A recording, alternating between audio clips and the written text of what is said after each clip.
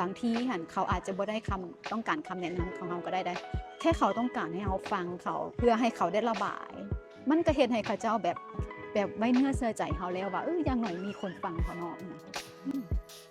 โดยอันนี้สำคัญเพราะว่าน้องคิดว่าสำคัญก็คือ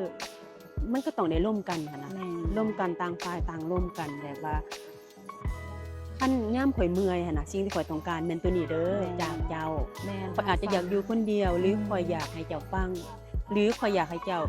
เฮ็ดอาหารที่ข่อยมักให้ข่อยกินแน่ก็มีน่ะต่างคนก็ต่างแบบมีความต้องการต่างกันหรือว่า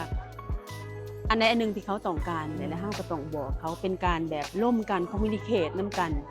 ถึงจุดอ่อนจุดเสียหรือว่าจุดที่เฮาอ่อนแอสิ่งที่เฮาต้องการน้องว่ามันดีได้เพราะว่าคนเฮาหั่นรู้สึกเป็นที่ฮักในการกระทำของคู่ครองหรือว่าคนที่เฮาฮักน่ะต่างกันบางคนก็มักของขวัญบางคนก็มักคำเว้าแบบอบอุ่นบางคนแค่อยากให้เจ้ากอดหรือบางคนคือไอ้เว้าข่อยแค่อยากให้เจ้าฟังข่อยส่ำนั้นแหละบ่ต้องมีความเห็นก็ได้แม่นเจ้าบ่ต้องมีความเห็นก็ได้เจ้ามิตรมิตรฟังข่อยระบายก็ได้ฉะนั้นแหละคือไอ้เว้าว่าการเปิดใจเฮาต้องเปิดใจถึงมันสิบ่ได้ใจเฮาก็จะต้องเปิดใจและต้องรู้เสมอว่าเขาก็พยายามแหละอันนั้นมันดีที่สุดของเขาแล้วเมตตาต่อกันว่าซั่นซะ